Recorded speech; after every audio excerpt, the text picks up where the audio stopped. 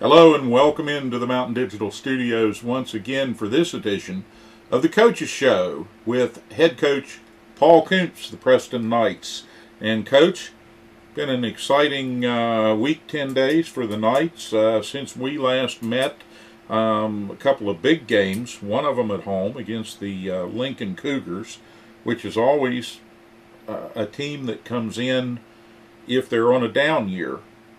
And they're a little bit down this year, but they always play tough. They always bring a good game to Preston County. I'm not sure why that is. They're all the way on the other side of Shinston, in the north end of Harrison County, tucked away. They're not close to us. They're not neighbors. You know, it's not like playing UHS. It's not like like playing Tucker County. But they seem to love to play Preston County tough. And they came into the Castle in a very, very close, hard-fought, very entertaining game for fans to watch on TV or the folks that made it out that night in person, and it was kind of a nasty evening. But in any event, you come up just a little bit short. Missed it by that much, as they say. 67-64 score, and the Cougars steal one. I say stole it from the Knights. Your thoughts on the effort? Well, you know, we're starting to turn the corner. That was one of the games in the week that we thought we could get, and you know we were very close to do that. We had a great offensive night, good output that night for Corey Piles. I believe he had about 18. We're starting to play good team ball, but you know we just couldn't finish the deal for that one. But again. What effort! I told them at the end of that game we grew up a little bit more. We're a little quicker team now. We're starting to score a little more now. We're playing better defense now. So, you know, and again, that's the second time we've lost a home game that when we're going off the court, the fans are still clapping for us. So, you know, people are appreciating the effort, and these young men are really starting to gel at the right time. I know that all the boys are playing hard. They're practicing hard. They seem to be doing all the things that they need to do to get better. Without being unfair, I want to single somebody out. In that contest, I thought from our vantage point, high up in the castle, looking down on the floor, kind of seeing the X's and O's as play developed, it just seems to me like as hard as he's played up to this point, that game became a real turning point and a breakout game for Monty Rebello. Well, Monty has, once he's got himself into the starting lineup the past 6-7 games, he's averaging 16 points a game for the past 5 games. He has been a key factor in what's going on here. He had 16 that night. Monty plays with 100% heart, and his skill level is getting better every day. So, he is starting to fit right in with the beat of the team.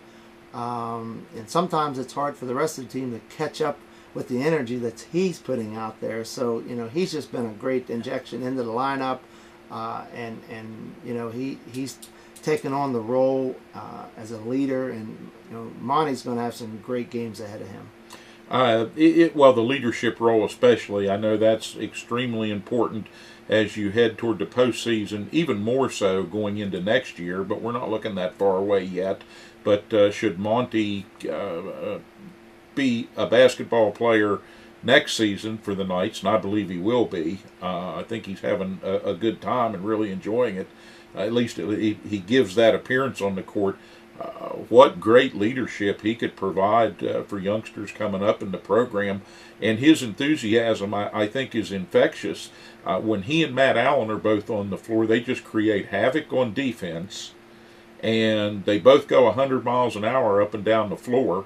Both very well conditioned athletes, some of your best in conditioning, and I'm sure Monty was probably pretty well conditioned coming in because I know he played soccer, he played football, he was a kicker on the football team, but got a lot of conditioning out of soccer, and just comes to it with such joy And that's really fun, and I think that's part of why you have those fans applauding win or lose. And it's good to see that support, and I encourage that. Folks who watch our broadcast know we cheerlead for the team as much as anybody, and we encourage people to get out and come to games and attend games in person, whether it's at home, especially at home, and on the road when they can. And boy, what a treat it was to see that crowd applauding, as you said, after the game was over, win or lose, showing the boys, hey, we got your back, we're behind you. Yeah, you know, Monty plays with passion, and you can't coach that or teach that. And that's one of the things we're trying to get the rest of the team to do. You know, a lot of times you play with a little bit of enthusiasm, but that goes away. Passion never goes away. Yeah, it's one of the things that the great teams always seem to have at any level. Yeah, they have that passion, and it makes a real difference. And apparently, the assumption that has gotten to be a part of your team is correct, because what we talk about next is just shy of astounding to me, really, honestly. Not to hyperbolize it, but the Knights, off the Lincoln game, have a tough road game going to Wheeling Park up against the Patriots. This is a place that historically is a bastion of high caliber AAA West Virginia basketball, if there ever was one. Everybody talks about the Morgantown Highs and now University and Capitol High and the Parkersburg teams and the Huntington teams from some years back. But Wheeling Park's always in that conversation. They sort of represent the northern part of the state as really being the cream of the crop and a powerhouse basketball team at this level. And the Knights historically have not done particularly well on their floor because it's a hostile place. They'll have 7, 8, 9, I don't know what the capacity is. I swear I've been in there and there's been 1,000 people and it sounded like 1,500 screaming.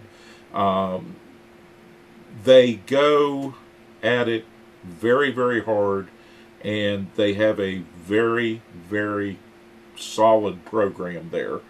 They're one of those teams that people say, they don't rebuild, they reload. And that's true.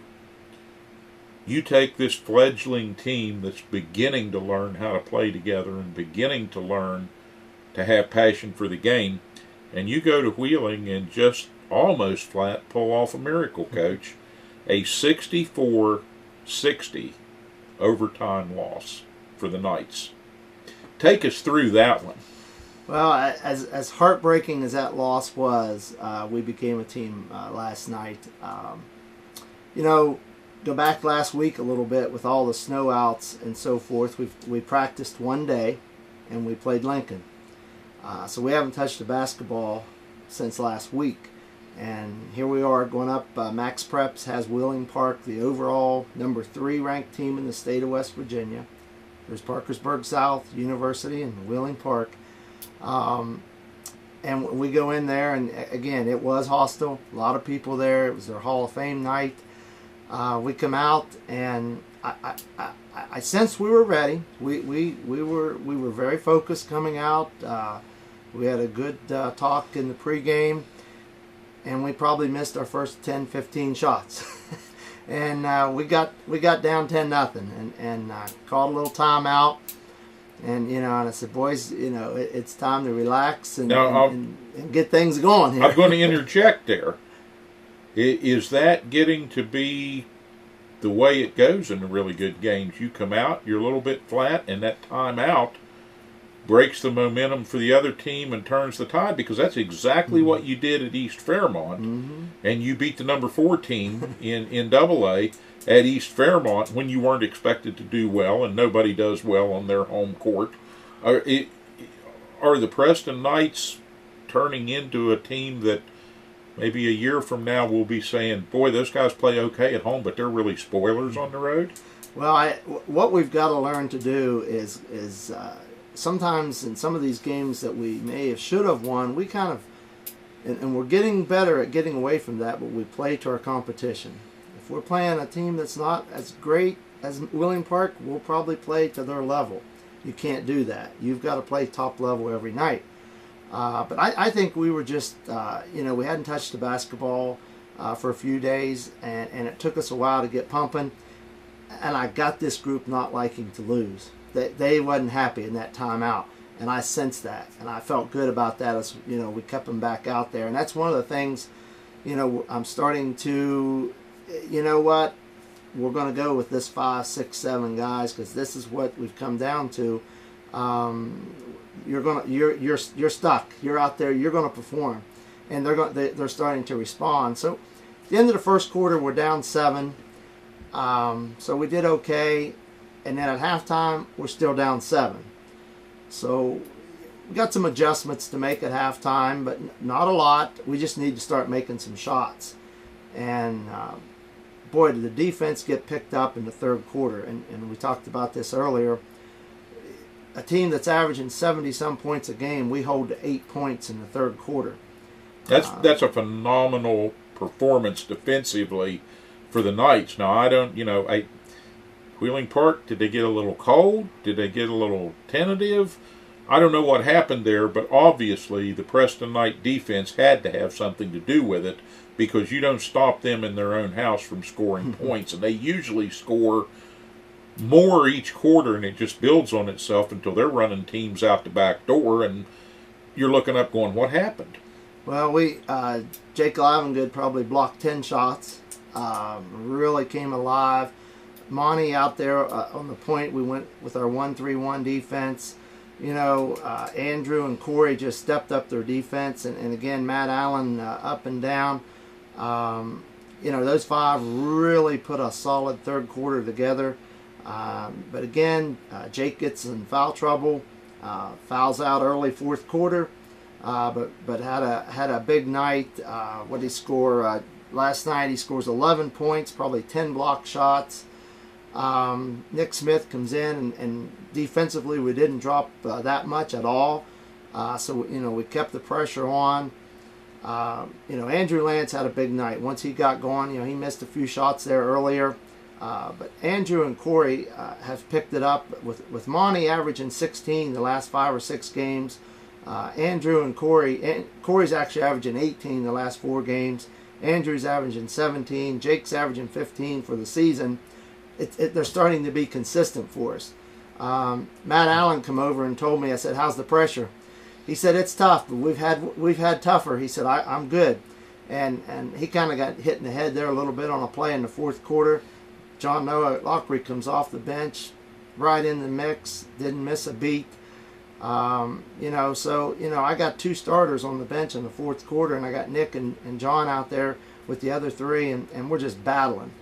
And, it came down, it's tied 54-54, and got to make a decision here. We got the ball coming down, whether we call a timeout, set up a play, but what I seen is Willing Park didn't pressure us and was looking a little confused, and our guys was doing our job. I mean, we're already in our rotation. I said, you know what, we're going to get a shot. And I said, I'm going to let the horses run. And the worst thing that can happen, we're going to go in overtime. But we can get a shot out of this because I seen what was going to happen.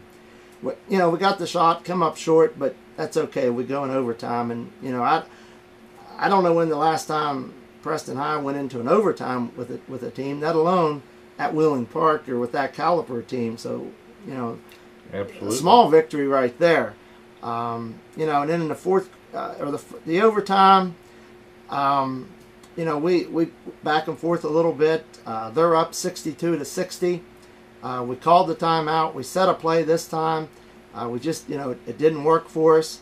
They got the ball back and we had to foul them. But, the biggest thing I told the boys, Willing Park on Friday night played Parkersburg South, the number 1 team in the state. They're the best team in the state. They beat University, and they got beat by 17 points. And when he shook my hand, he said, Coach, we got beat by the number 1 team in the state last night, but they didn't play us as hard as what you just did. You're coming. That's high praise. That was, and that's a great coach up there, and to come off of playing the number 1 team and said we played harder than they did. I was very proud of our boys, and I told them that. We grew up. I can't wait to get to practice tomorrow. And this is the game we got to build on, because this was a moral victory for us, and we're starting to peak. And what better time is come tournament time? It's all coming together. Well, absolutely. I think without question, this whole season has been a preamble for where do the Knights stand going into postseason play. Now, before we get there, still some fun left to be had in the castle and a couple more games out on the road. I mean, it is February. We are getting close, and particularly with that front-loaded schedule, I know we talked about this in an earlier session of the Coaches Show. You're going to have plenty of time to get ready for the postseason. Weather notwithstanding, and of course, if the last couple of weeks has not proven anything else, it's proven that the weather is crazy. But you have now 2 games on the schedule as it stands in the upcoming week that are home games, and they're the final 2 home games for this group. So, folks, you got to get out to the castle.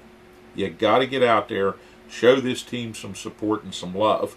Particularly, you have senior night coming up. North Marion. The Huskies coming in. That's the plan. That's subject to weather. And that's why you do senior night the next to last game. So you got that last game just in case this one gets canceled. But North Marion will come in here scratching and clawing. It's going to be a good game, and it's going to be another one of those good tests, I think, for your top 7, top 8 players, that rotation that you're talking about now. And another chance to show the home fans how much the culture really has changed at this point in Preston High, in the locker room for basketball. And it's great to hear that the kids are on fire to win games now, and that they've got it in their head that they can win games now. But North Marion coming in, what are the other than keeping anybody from getting the flu, what are the concerns? Well, right off the bat, they've got a Division I player that's already signed with Alabama Birmingham. He's 6'10", probably about 280, very big in the middle. He'll be a challenge for us. Kind of figured that might be the biggest concern. Yeah. And you know, as soon as practice is over tomorrow night, I'm heading to North Marion. They play East Fairmont tomorrow night. I'm going to get a scout on them, so I'm going to watch them myself.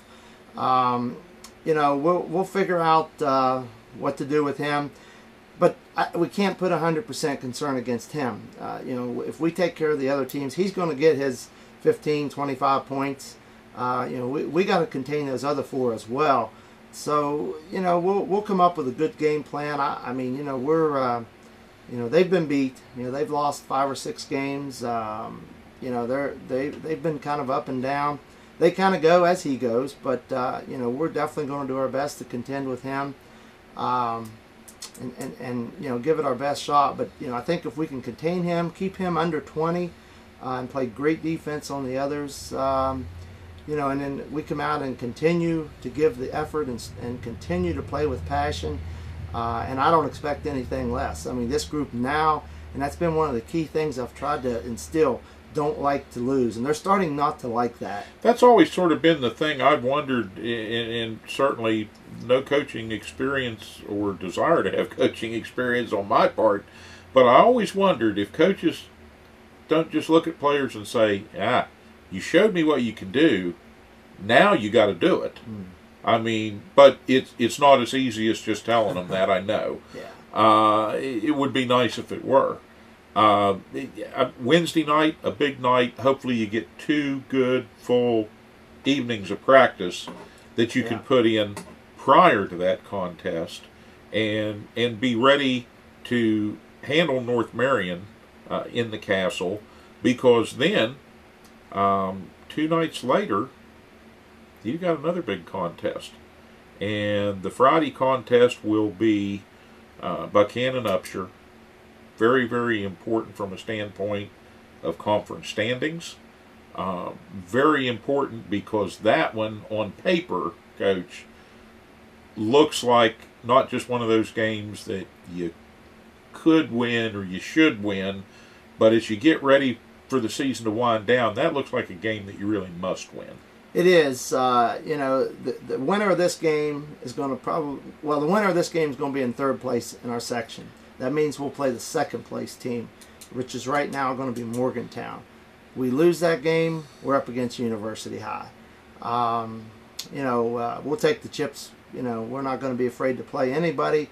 But right now, I think I'd rather play Morgantown. But we've matched up with them well. A couple, quarters in our two games. Both of them very well coached, and both of them, definitely playing at a high level, a level that we're trying to get to. It's important to not be in last place in your section. If nothing else, let's, for next year, we'll say, okay, we brought it from fourth place where we've been for the past few years, got it to third. Now let's shoot to get it to second or to be in first place. So, small victories at a time. We're building this program one block at a time. So, yeah, Friday night is a key game, and it was tough down there. We beat them by 2 at Buchanan. Very tough game. They're a tough team. I talk to the coach every once in a while. We share scouting reports. He's a good guy. He wants to come up here and repay the favor and beat us at home, and we laugh about that. And so I know they're going to come in ready to go. And that game's just as important. It's just as important to them for the very same reason. Sure it is. As it is to the Knights. So, but you want to come into it. Hopefully, you will come into it off of a victory on Wednesday. If you can beat North Marion, I think that goes a long way toward building confidence in the team being able to walk out on that floor Friday and say, okay, we know that we've got this. We know we can do this. As opposed to coming in off of another close loss, kind of puts a bad taste in their mouth. So here's to 2 big wins at home in the upcoming week here as we head toward the middle of February, and ultimately we head toward postseason play, which has the look of being something that, if things fall the way they might, could certainly be some very, very exciting basketball, given what transpired in the Northern Panhandle and sort of the awakening of this Preston Knight team. Well, I told the boys a team that plays with passion is dangerous. And that's where we're trying to get to. Sometimes when you're playing with passion, you're gonna elevate your game. You're gonna do things maybe normally you can't imagine doing, but you're gonna do it because you want it so bad. These guys are starting to want it, and like I said, we're settling into our identity of who we are. We're gelling. Kids are starting. They're knowing their offense very well now. They know they're making passes on a dime instead of maybe thinking, should I make that pass? We're making our cuts a little bit sharper. Every day we get better. Every day we get better. Every game we're getting more competitive. If you throw out the Morgantown and University, those first 2 right way back in December, the average loss is 6 points. And we have been 3 or 4 possessions in every game of this record being reversed. That's how close it's really been. And these kids are starting, and I'm trying to remind them of that. They're starting to see this. 6 points in every game, we win. So that's 3 or 4 possessions that and then last night we had 9 turnovers. That's a season low. We created 18 out of Wheeling Park from our defense. So, everything's starting to come around. We're handling pressure better. We're shooting. We shot 65 shots last night. We was shooting 40. Now, yeah, hold on a minute. I would dare to say, you tell me that the Preston Knights took 65 shots from the floor. We're not counting free throws. No. From the floor. Yeah. The Knights took 65 shots on offense. We did. I would dare to say that the team that took the floor against University High and in the following week, certainly throughout the month of December, probably couldn't have gotten 65 shots in a contest in in regulation time. Yeah, we were shooting probably 40 back then in December. We have some different personnel in there. The offense has actually evolved. There's some different sets, some different looks. It's more of probably what we're going to go to next year. We want to run. We want to shoot. And it's not as much that you're going faster, although I sense a little more up-tempo in the Knights offense. But it seems like that not just are the rotations better and people going where they need to go and doing what they need to do, but is the recognition getting better? I mean, the open man is getting the ball in his hands more efficiently. Yeah, I mean, the kids are starting to know when to take the shot and when we roll to the bucket and look inside. So, it's a combination where, the guys are now comfortable shooting. They got the green light. We get down, and as long as we do a ball reversal and get the defense moving, and we're starting to create ourselves some open looks. It's tough to get down one pass and shoot because there's going to be a defender in your face. We've moved past that. Now we come down. We'll run a X pattern or a scissor pattern. We'll get an open look on the wing. As soon as the defense comes out on that, we dump inside. They've learned to give and go. And I mean, last night, I remember one play. I can honestly say the first probably month of the season when Andrew had the ball in that wing and Monty broke to the ball, he might not even been looking for it. Last night, he looked to the corner and threw it in the middle and didn't even look. He knew Monty would be there and put it right in his hands. Monty's up for the ball. Those things weren't there at the beginning of the season. So the kids are comfortable with each other. They're starting to gel. We're quicker. And they're starting to play, and I'm trying to get that into their minds. Don't think. Let's just go out there and play. When you start thinking, it gives the defense time to react and makes you have to make a bad decision. So in reality, they're going quicker, but they're more self-assured and more relaxed. Yeah. We're coming comfortable in our own uniform, so to speak. Again, our offense, they're not asking questions. They're running the patterns. We're going right in it. Be honest with you, we're where, I'd like to have some more wins right now, but in the whole process of what we've got dealt with and how things have went, I'm very pleased with where we are right now because we're coming. I mean, we're going up, and last night proved it. But like you say, we got to keep it there. If we can play at that level the rest of the season, we're gonna be dangerous come the end of the year. All right, folks, you heard it here first. Again, 2 big games and a lot of talent on both sides of the ball coming into the Castle here this week. Wednesday night, North Marion. Friday night, a Cannon Upshur with some big marbles in the ring for seeding and for postseason play and accountability.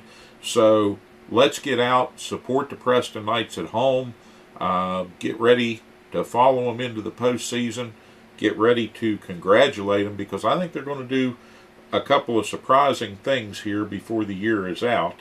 And congratulate the boys. Be there to cheer for them, win or lose, when they come off the floor because they've shown us now how much they deserve it. Coach, any final words for the fans before we wrap this one up? Well, that is true. These kids are worthy of respect and support.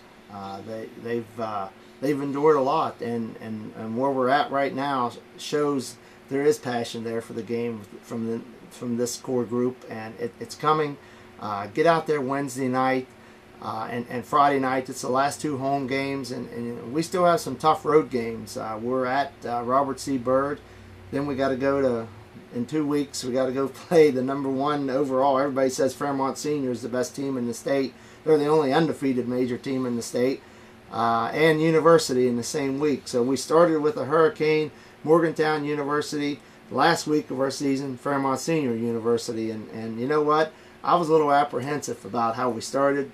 I'm ready for this last week, and our boys are too. We're ready to play. So come out and support us. We won't disappoint. We'll give you our best. I can assure you. All right, that's all anybody can ask, and that enthusiasm can be contagious. So, folks, if you come out, cheer enthusiastically, get the boys fired up, shake the coach's hand. Let him know he's doing a good job. The Knights turning it around here in 2017, 2018, and on the hunt this week for some quality victories to add to the pile, and again, to get ready for that all-important postseason. From the Mountain Digital Studios, I'm Steve Blake. Coach Paul Koontz, we thank you so much for coming by once again, taking time out of your busy schedule. And we just say to everybody, let's go Knights, and we'll see you at the game. Until then, good night.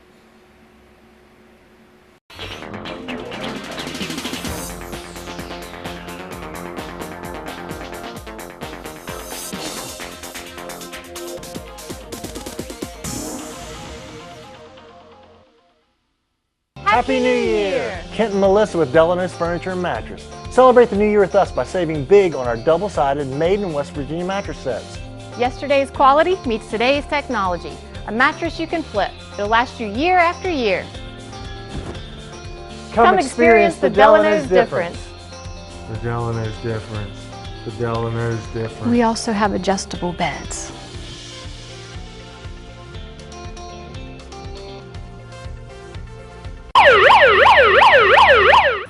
Ed B, do you know why I stopped you? Well, your sticker is dead, wires are coming out of your tires, and I heard your brakes squealing from way back yonder.